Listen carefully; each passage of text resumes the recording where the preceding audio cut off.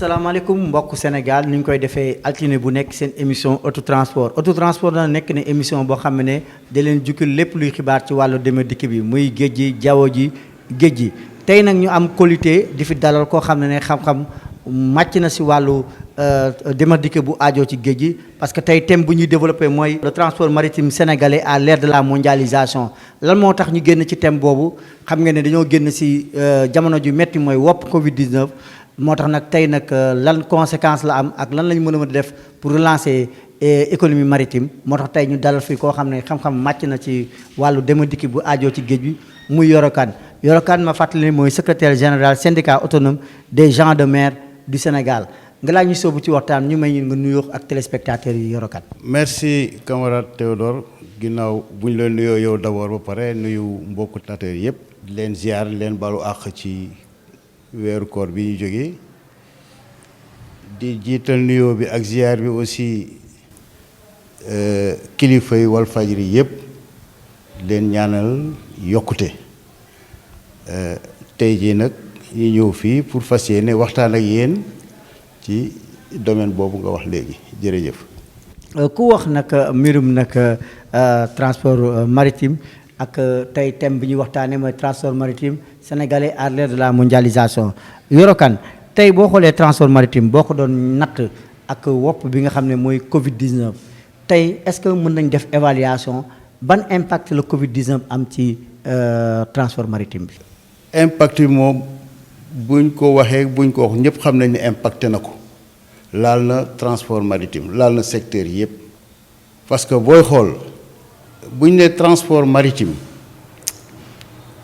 lan mooy transport maritime d'abord transport marchandise la ay bagages yu ñuy jëlee yeneen réew di ko indi fii ay échange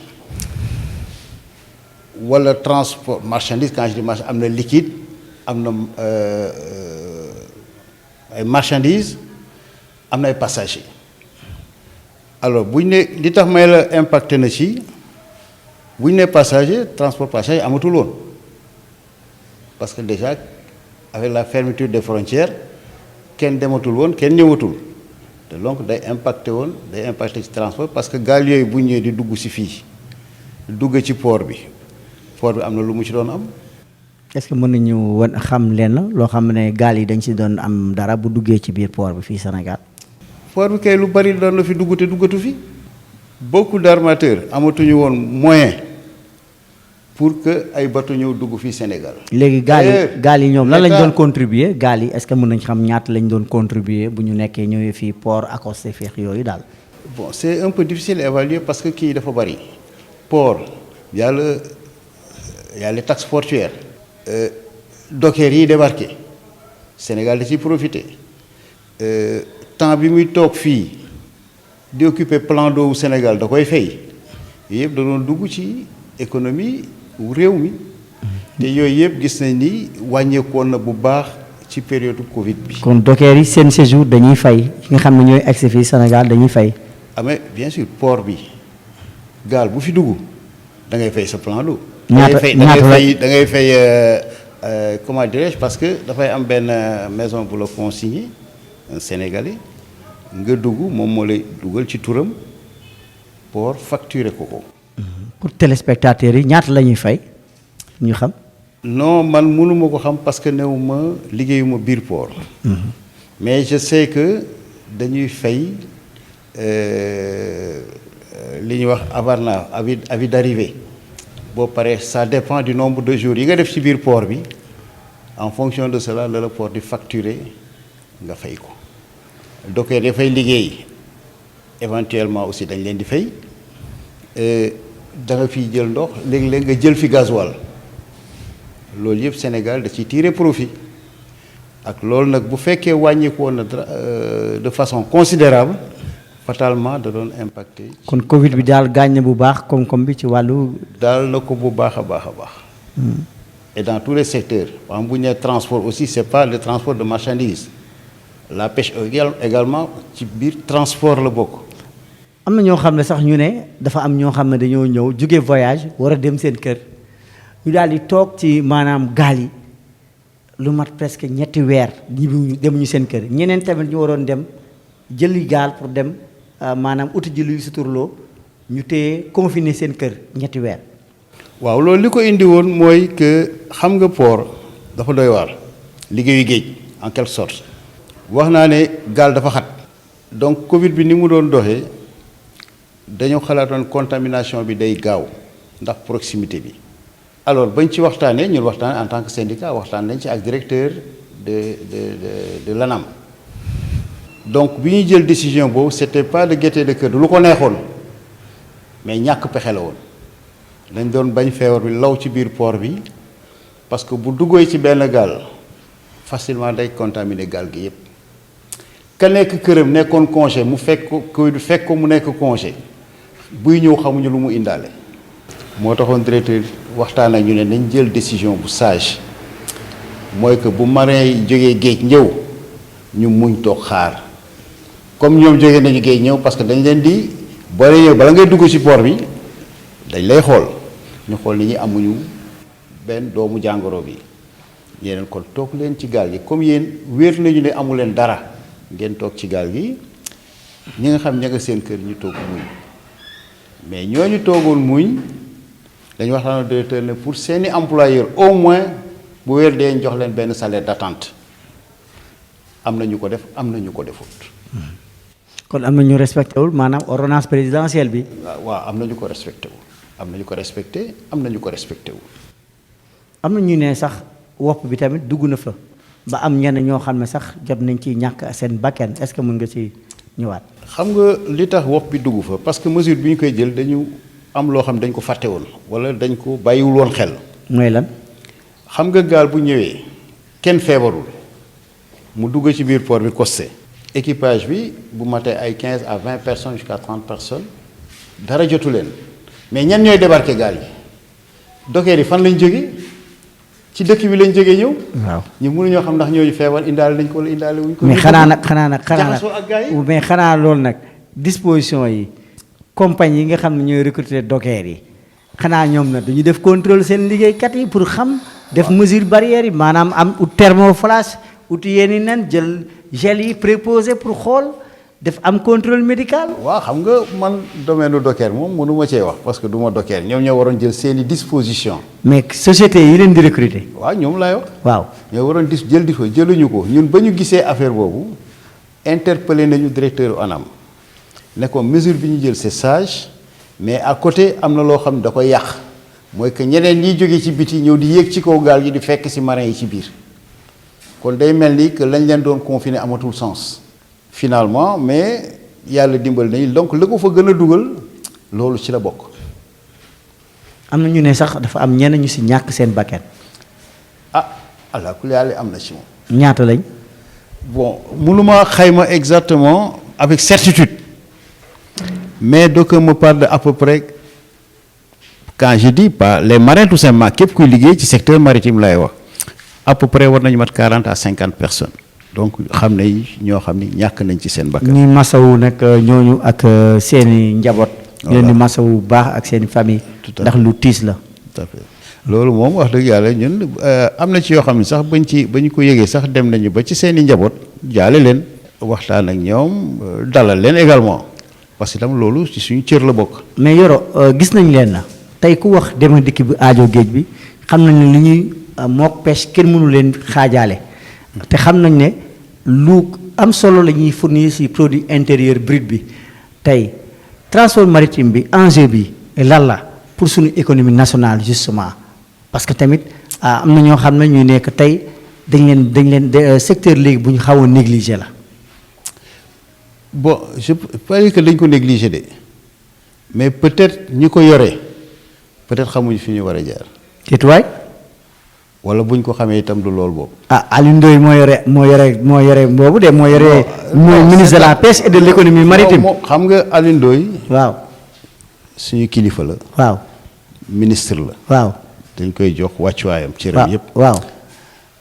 mais ministre moom kenn mënul def dara ministre buñ ko tegee dafa am ñu mu jël teg ci wetam ñooñu war ko jàppale ci liggéey bi.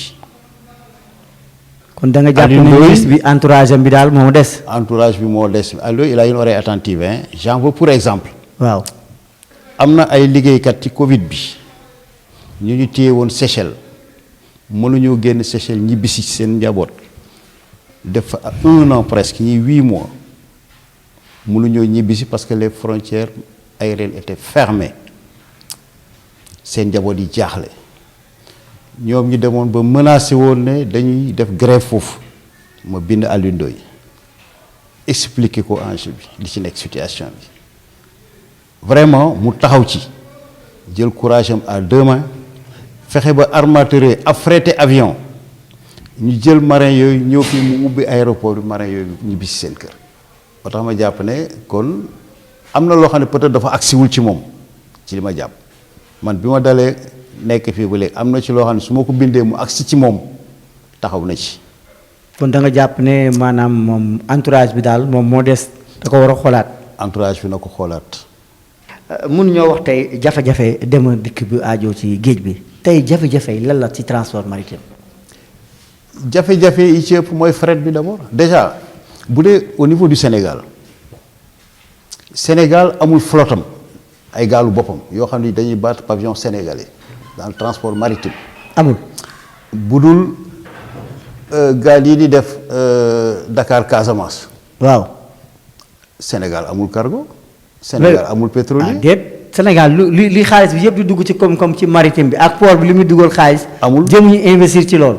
amul. waaw loolu c'est grave. Sénégal amul pétrolier bu battre pavillon sénégalais amul bu dul ay kii gaal yu ndaw yi. mais lu tax ñoom kon ñuy vanté wu nekk tey ñu sommes à l'ère de l'émergence transport bi mu ngi dox surtout maritime bi. waaw mais c'est parce que xam nga sénégalais yi am nañu xaalis c'est pas l'État que mooy dem di jëndi gaal di def kii sont sénégalais yi nga xam ne yàlla may na leen ñu am alal ñoom ñoo mën a investir ci loolu dem jëndi gaal def di ut fret di def transport maritime. mais man li ma jàpp mooy que sénégalais yi nga xam ni yàlla may na leen xamuñu lan mooy transport maritime moo tax soobu wuñ ci. parce que ñu bëri nag boo xoolee Sénégal immobilier la ñuy gën a faratal di investir. très bien loolu la ñu gën a faratal que dem jëndi gaal teg ko muy def transport. lan mooy tax est-ce que du seeraayu gaal yi wala dara wala parce que tamit da ngay dégg aussi patronat bi di wax benn affaire naan boo ñëwee Sénégal investir le code du travail sénégalais est trop contraignant loolu la ñuy wax daal gisoon nañ ko ñu agité ko ci taaw Ablaye Wade ne leen déedéet. déedéet le code du travail Sénégal n'est pas contraignant ça je suis désolé non. ñoom patronat bi souvent loolu la ñuy wax. ban patronat. mais gisoon nañu ci bañ fi agité ci jamono L42 bi nga xam ne mooy maanaam supprimer mbirum contrat d'embauche parce que ñoom loolu lañ bëggoon centrale syndicale yi yooxu état bi mujjee arrière parce que ñoom loolu lañ bëggoon ñu def léegi sax jaaree nañ beneen bunt bi mooy lan jaaree ko société intérimaire yi bu ñu jëlee xale yi 1 an 6 mois 7 mois ñu daal di leen remercier waat demaat. mais loolu mënul nekk parce que xam nga secteur d'activité bu nekk dafay am lu la régir transport maritime y a le code de la marine marchande moo fi nekk. ku bëgg a liggéey fii au Sénégal mais foog nga appliquer les dispositions du code de la marine marchande c'est aussi simple. code bi waxul lu difficile. contrat à durée déterminée contrat à durée indéterminée munoo def 2 contrats à durée déterminée boo defee contrat à durée déterminée bu jeexee nga defal contrat à durée indéterminée loolu dara ana problème bu ci nekk. par contre salaire yi ñuy fay. marins sénégalais yi gën a tuuti salaire par rapport aux autres marins. déetuwaay. ah waaw. xanaa kon code de la marine marchande bi baaxul wala lan la. déedéet code bi dafa yàgg. Récemment il y a 2 ans.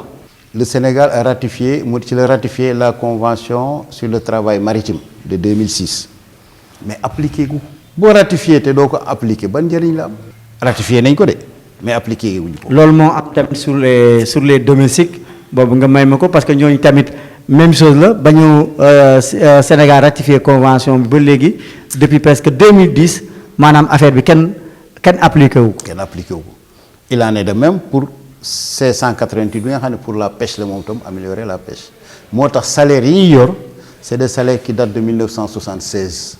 Théodore 76 le pouvoir d'achat de 76 ak pouvoir d'achat wu léegi est-ce que benn la. mais est-ce que mais man yoro jaaxal na mu léegi mais xanaa kon am na sax ay accord d'établissement mooy maanaam diggante société yi ak liggéeykat yi ñu xam ne li ma lay fay nii doyul waaye xaaral ma compal la yokk si tuuti. ci loolu la ñuy joué ak ñoom di naxanteeg employeur bi ma jox la benn exemple bu ndaw en 76 la nourriture du marin parce que le marin est armateur moo ko war a dundal.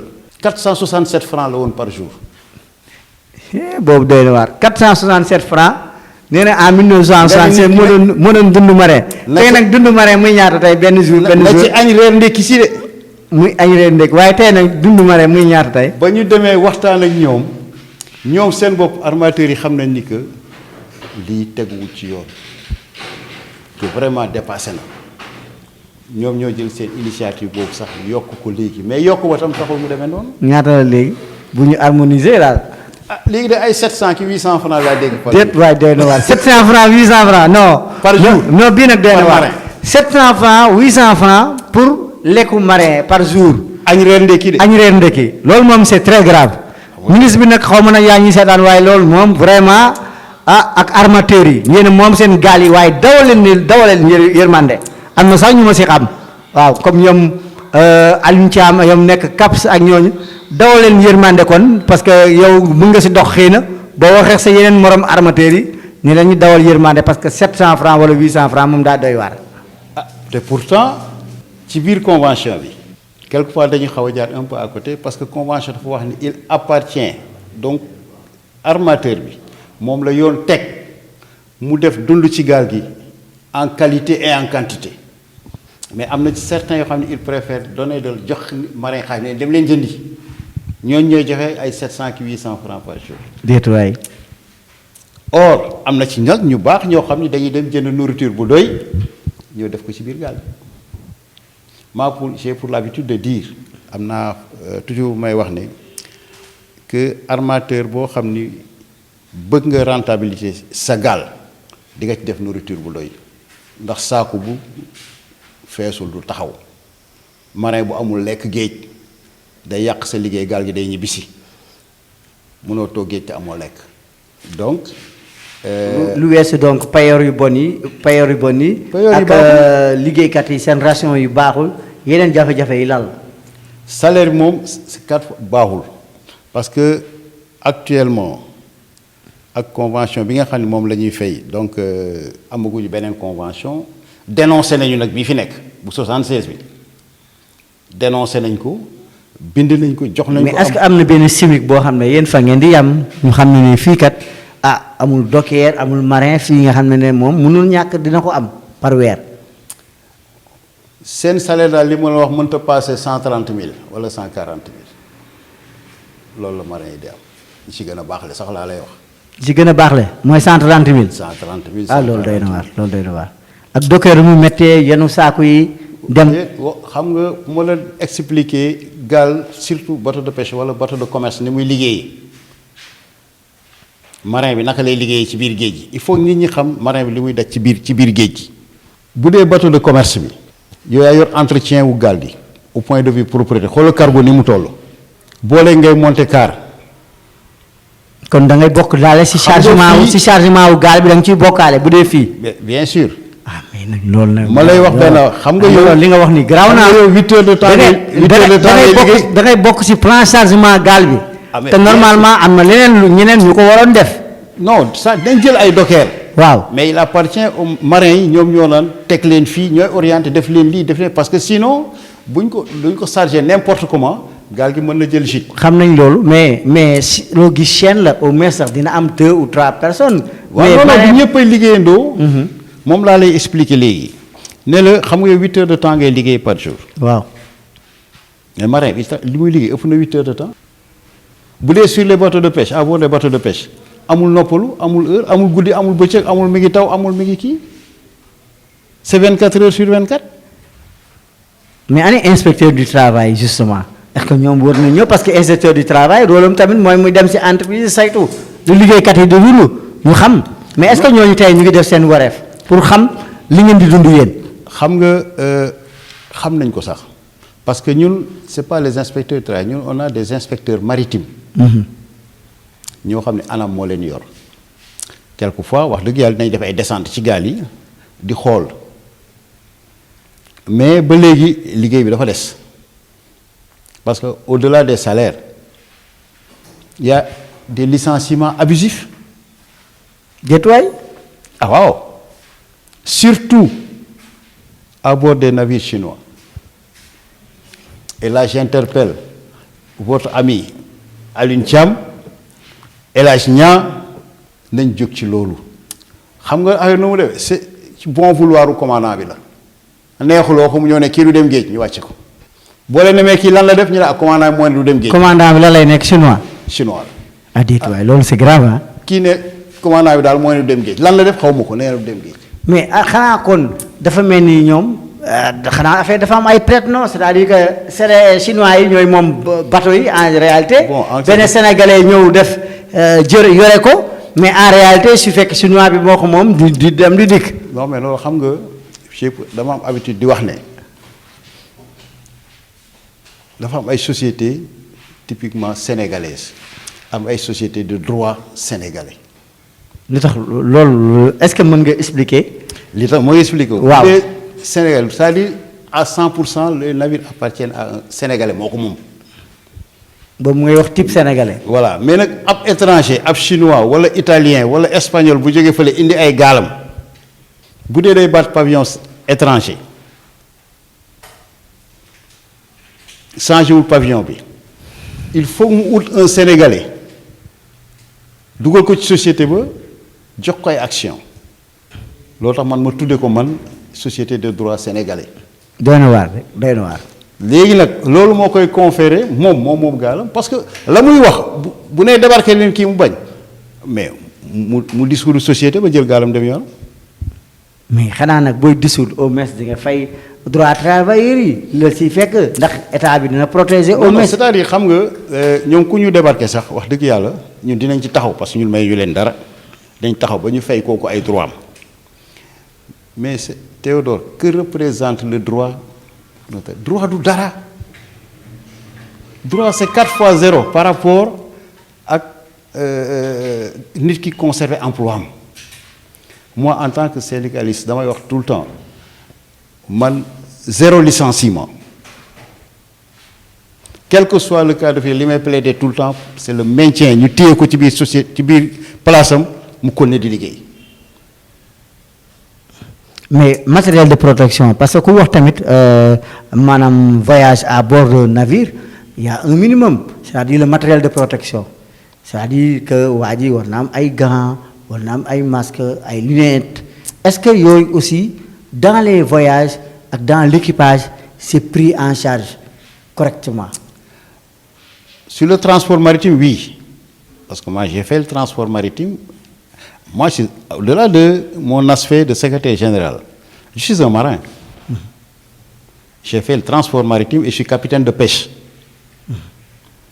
Dans le transport maritime, tout ce qui est sécurité, pourquoi? Parce que ces navires-là subissent des visites annuelles.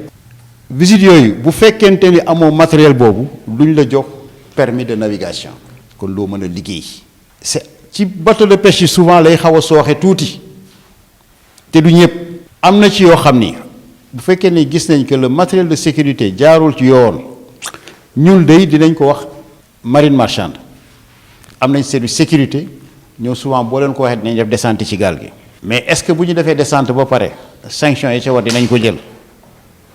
Peut-être ils vont pousser l'armateur defal kii parce que am nañ ay astuces yu bari mën nga manqué ay gants wala ay gilet wala yu kenn xamul ñu la gaal gi amul nga dem jëlee ko ci sa gaal gële ñëw def ko ci gaal gi bu gaa yi demee nga jëlaat ko delloo ko fële gis nañ ko fi. ba ñu attirer seen attention wax pourtant ñun nag dañuy wax souvent que port am na sécurité ñoom dañ koy wax. mais est-ce que loolu nu mu mënee am nga jël matériel jàmbur pare jaarale ko. te yow surveillance boobu kon des na ci biir bateau bi. non c'est-à-dire port dafa am ñaari affaire port ci boppam en tant que port autonome ñoom am nañu seen dispositif de sécurité quoi am nañ ko mais bokkul ak à bord même des navires nga xam ni loolu ressort bi ANAM moo ko yore agence nationale des affaires maritimes ñoom ñooy délivrer les permis de navigation ñoom ñooy visiter gaal yi pour s'assurer que le matériel de sécurité est en place logiquement. bu fekkente ni nekkul en place gaal googu warul génn fii ci port bi waru fi génn. mënuñoo bañ a wax ci accident de mer yi gis nañ ne depuis naufrage bateau le Joola am na lu ñu waxoon par rapport aux dispositions sécuritaires qu'est-ce qui a changé. accident mënul ñàkk mais bu amee rek am na défaillance quelque part accident mooy lan gaal mbëkk moromam wala gaal diig wala gaal chaviré daanu loolu moo mën a am. gaal bu mbëkkee gaal c'est parce que am na ci kenn ci ñoom ñaar ñi mbëkkante koo xam ni respecté wul le code de la mer c'est-à-dire les règles de barre bu ñu ko respecté woon ni mu waree kenn du mbëkk kenn parce que ni mu amee code de la route noonu la amee code de la mer. kenn ku ci nekk boo jàkkaarloog sa morom war nga xam kii ban direction la jëm fan la jëm ak noo koy moytoo. kon bu ñaari gaal dalantee rek y a défaillance quelque part. gaal lan moo ko mën a diigal mu bënn dugal ndox fan la ndox mi mën a jaar coque bi mooy bënn wala vent de coque yi étanche te kooku gaal buy diig ça peut prendre du jël ndox rek daal di wàcc aussitôt ça peut prendre des heures là on a au moins le temps de pouvoir sauver les gens parce que day jël tuuti temps. gaal buy chavirer nag comme le Joola la nit dul am temps pour sauver kenn parce que buy daanoo rek day dem. moo tax accident yi day ko du tout le temps lay am accident mais moo tax ma ne bu accident amee rek am na défaillance du léeg-léeg am défaillance yi est-ce que nekkul manque d'entretien des navires. wala mooy li ma la wax léegi bu dee dafay couler c'est parce que peut-être vent de coque bi lâché na wala bënn na bu bënnee c'est parce que tôle bi coque bi faible na.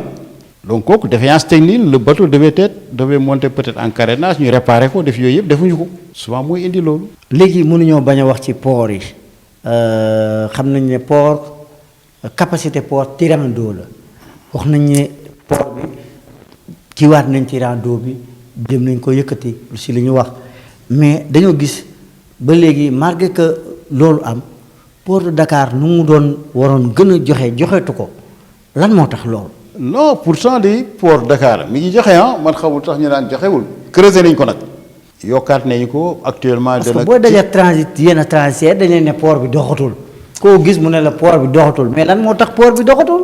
waaw moom la ci loolu lay jëm si xam nga port nan lay doxee c'est parce que il faut bateau yi ñëw di dugg si. muy am trafic ñuy débarquer di embarquer.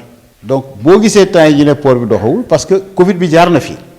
la plupart des marchandises yi nga xam ne da doon dem au Mali et au Burkina fii la doon jaar mais ñëwatul loolu day impacter day indi problème mais au point de vue infrastructure port Dakar gisuma port bu ko gën a développé en Afrique si on ose dire la vérité gisuma port bu ko gën a développé en Afrique j'ai fait beaucoup de ports. j'ai voyagé mais ni ma gis nan la ñu Abidjan mën a rawee tey est-ce que dañoo deful investissement bi wër ci biir port bi wala lan la.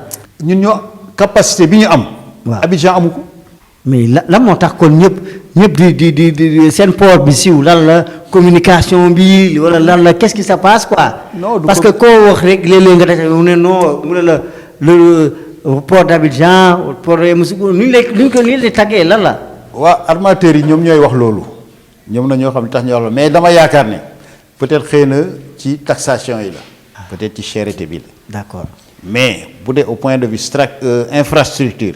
ak matériel li port de Dakar am beneen port amu ko fi. mais lu tax leneen moo ma jaaxal nag nu mu nekkee port bi stratégiquement ay produits jaar Sénégal dem Mali donc mu nekk jaar si ñun ñu dugal ko si oto mu fay transport donc régime exportation la ñëwee fii jaar ci oto fay transport mais ñu dem fële Mali hydrocarbures bi gën a moins cher que Mali. que Sénégal qu'est-ce qui explique ça là Yoro. loolu moom dana difficile parce que xam nga l'État sénégalais ne vit que de fisc impôt lay dundee gasoil hydrocarbure prix international la am donc bu ko Mali jaayee lële Sénégal jaayee ko lii dañu xool Sénégal la mu ca teg lan la représente ban taxe la lan moo tax mu teg ci loolu différence bi foofu la ne ci taxation yi la de mais prix gasoil ak essence prix pétrole laay wax en particulier benn prix la c'est un prix international. tey volonté Sénégal mooy mu gën a développer transport maritime bi y compris bon surtout transport fluvial bi xam nañ ne am na dëkk yu bëri yoo xam ne gaal yi ñoo fay dem ñu bëgg ko moderniser jaaree ko ci bac yi agité nañu bateau taxi diggante Tëngéej ba Dakar agité nañ fi port minéralier bu bari ñi agité dañ fi port maanaam fële Ndayane wax nañu wuri Kaolack mais lan moo tax sans bu ñu agité poids yi rek coow jub lan la. ah mais parce que li muy appétit bi muy xëcc moo tax muy indi coow. ban appétit la. xam nga tey jii yaa ngi wax bateau taxi yi initiative bu baax la woon mais malheureusement anañu. projet Morne. ah Morne la. waaw mais est-ce que du kon politiciens yi surtout. déedéet xam nga mooy li mu wax ne boo bëggee doxal benn mbir surtout dans le domaine maritime da ngay jël le savoir-faire plus l'expérience pour nga aboutir à un résultat positif. mais est-ce que savoir-être aussi bokk si. ces bateaux taxis là. souvent les gens négligent dans si sociétés yi les gens disent savoir-vivre savoir-faire mais ils oublient le savoir-être. Être. Qui est très important pour quand même la qualité d'un bon individu dans une entreprise. tout à fait loolu nit ñi dañ koy fàtte et c'est un élément très important. moo tax may wax ne yooyu ngay wax ci sur les ports secondaires ports yi baax nañu mais ban politique lañ koy teg pour que ces ports là soient rentables. ban politique en matière d'exploitation la ñu war a utiliser pour que ces ports là soient rentables. ay kay ndaw yi les bateaux taxis là. projet bu baax la woon mais gaal ya ñu dem commandé ko parce que ña ko dem commandé du ñu ay experts xamuñ ci gaal dara commandé ay gaal yoo xam ne ces bateaux là ne pouvaient pas assurer ce transport là. bu ñu ko continuer woon yeneen moor ngeen fii dégg. moo tax ñu arrêté ko gaal yooyu c'était pas fait pour du transport. Jët waay. ah oui parce comme que bateau taxi daal c'était pas fait pour faire du transport. lan moo tax ñu arrêté ko. loolu tax ñu arrêté ko parce que xam nañ ni gaal yi mënut a def transport boobu. parce que gisoon nañu ministre Omar Gueye xawoon na ko agité tamit. mais lan moo tax mu ay ko looloo tax mu arrière ci. mu arrière ci il fallait téléspectateurs yéen a ngi seetaan autotransport. non il faut yorokat bi nga xamee ne nekk syndicat autonome des gendarmes du Sénégal nee na bateau taxi yi lu ko taxawoon teg diggante Dakar ak Tëngéej dawul parce que nee nañ infrastructure yi c'était inadapté par rapport ak transport boobu. loolu moom lu mu wér la. au départ lañ ko dikki wax leen ni gaal yi mënta def transport bi changé leen ko. mais boobu ils avaient déjà investi de l'argent. donc bala ngay def investir da ngay laaj ñi xam. kon dañoo précipité projet bi. dañoo précipité projet bi. ah mais dem taxaw. mais kon ministre Alioune Ndoye comme l'État est une continuité tey war ngeen ñu wax tey bateau taxi yooyu nan la demee lu ko suuxeel lu ko waral parce que askan bi yéen ko dig te diggee bor la kon war ngeen ñu wax tey affaire yi fan la nan la demee pour ñun ñu mën a xam. très bien loolu day ministre bu ci waxoon fexe ba suqaliwaat projet boobu vraiment lu baax lay doon parce que projet bu am importance la woon. à cela s'ajoute. port Ndayane ak port bu Bargny bi nag. c'est port minéralier c'est normal hein, parce que ay minerais ak yooyu génne ko ci biti moo gën nga koy bàyyi sax ci biir port bi. ci biir portu Dakar parce que ces port yooyu boo gisee façade maritime la ñu nekk directement avec la mer donc port yu baax la ñu man gisuma ci dara loo xam ni au contraire day développer suñu économie maritime. moi je suis pour que mais par contre na am une bonne politique de gestion bu ko amee rek port yooyu mën nañoo ces ports seront rentables. kenn mënu séparer pêche napp bi ak kuy wax économie maritime plus ou moins tey napp bi noo ko gisee. napp bi moom daa sooxe dans beaucoup de domaines. premièrement mooy. booy xool dëkk bu toll ni Sénégal am 700 et quelques kilomètres de côte. li ñu fi am ci ay bateau bu matee 100 bateau ci la yem. 100 bateau industriel laa wax bu dee pirogue yi. il y a plus de 20 000 pirogues au Sénégal. Sénégal moo ëpp pirogue dans la sous-région. te secteur boobu lañ gën a négligé mooy pêche artisanale. pêche artisanale 72% des pirogues dans l'UEMOA c'est des pirogues sénégalais. mais est-ce que ce n'est pas la politique finalement qui s'est immiscée dans la pêche à telle enseigne qu'aujourd'hui elle peine à plus ou moins émerger parce que coow dafa bëri ci napp bi daal. coow li ko indi yëpp c'est la surexploitation des ressources et la pêche illégale. ah bon. ah oui l'effort de pêche bi ñu exercer sur nos océans moo indi la raréfaction des produits. mais moom la nappkat yi souvent di wax naan dañuy dafa am maanaam géej bi ay bateau ñooy ñëw jël yëpp ressources yi yóbbu repos biologique bi ñu ne duñu ko respecté. xam nga li tax duñu ko respecté parce que xam nga ñooñu wax dañuy jël yóbbu. jën boo ko nappee boo ko pêché avant que muy àgg âge de reproduction mais napp nga ko rey nga ko dootu reproduire jën bala nga koy napp da nga ko war a bàyyi ba mu reproduire ba pare mais boo ko nappee avant sa reproduction mais bu yàggee sa géej dootu am dara parce que am jën bu reproduire c'est la raison pour laquelle ñu waxoon leen ne dañu def des repos biologiques mais c'est difficile parce que les employeurs ñoom c'est des capitalistes ñoom li ñu xam bëgguñoo taxaw xaalis lañu bëgg or que pour ñu mën a préserver ñun suñuy ressources faut que l'on permette aux poissons de se reproduire ñaari façon moo la am observer des arrêts biologiques permettre aux poissons et arrêter tout le monde ñu noppalu ou bien ñu def à l'instar de du Maroc ou des autres pays raisonner en termes de quota de pêche. C'est-à-dire pour ceux qui ne connaissent pas quoi. Wow. Par rapport à l'importance de ton navire, on te dit on t'autorise à pêcher par exemple 20 ou 40 tonnes dans le mois. Ce qui fait l'année c'est tant de tonnes. Si tu les pêches en 2 mois, tu arrêtes ton bateau. Il y aura moins d'efforts de pêche. Mais il faut que mu am contrôle. Parce que fu ñu xoolee fii réew bi la confiance n'exclut pas le contrôle. Le contrôle. te souvent loolu ñun loolu la ñu am problème. Voilà projet day am du am suivi du am contrôle. Tout à fait moo tax il faut mu am une bonne politique de gestion de la pêche. Yoro waxtu bi xooj nañu. Ce dernier mot li nga xam ne bu ñu ko gisee tey transport maritime bi demu dikki bu aajoo ci géej bi dina teguwaat fu mu xawoon teg ba gën a mën a yokku ak napp bi ñu jox transport maritime li ma ci mën a wax mooy état bi na jóg. tey jii Libéria gënuñoo développé Ghana gënuñoo développé et ils ont des bateaux de commerce qui font le transport maritime immatriculés à leur pays ñu am seeni pavillon donc Sénégal warul mën a ñàkk flotte sur le transport maritime état bu jógee mën na ci am mën na ko régler ba ñu am une flotte maritime parce que boo amee flotte boobu moo lay permettre nga mën a uti fret actuellement on a des cimenteries ici mais ils amènent du ciment comment dirais-je dans la sous-région mais ils affrètent des bateaux étrangers ñu yóbbu ko dans la sous-région waaw bu ko Théodore Semedo amoon ñi jël gaalam def ci mu affrété ko mu defal ko ci ciment mu yóbbu fële amiin est-ce que loolu du ko jural avantage mu employé ay nit loolu dëgg la foofu la problème loolu moo koy boosté de ñii nii di waaj a am pétrole ban sénégalais moo jóg ne damay uti pétrolier pour def transport pétrole ñan ñoo ñëw di ko def ci ay étranger ñoo nar a ñëw jël pétrole di ko yóbbu. loolu moom nañ ci ñëwaat ci benn émission spéciale. Voilà. sur ça. ma fàttali Yoro Kane maa ngi lay gërëm di la sant.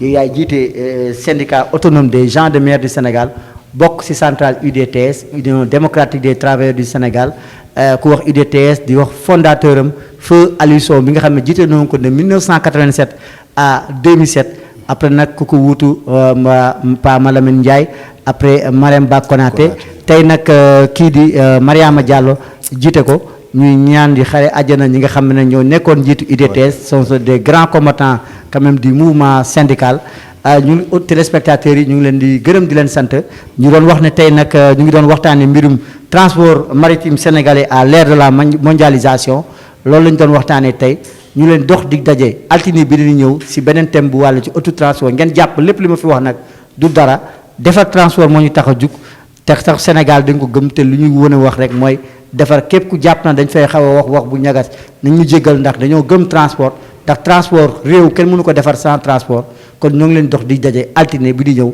si beneen thème ci autotransport ñu ngi leen gërëm di leen sant wasalaam.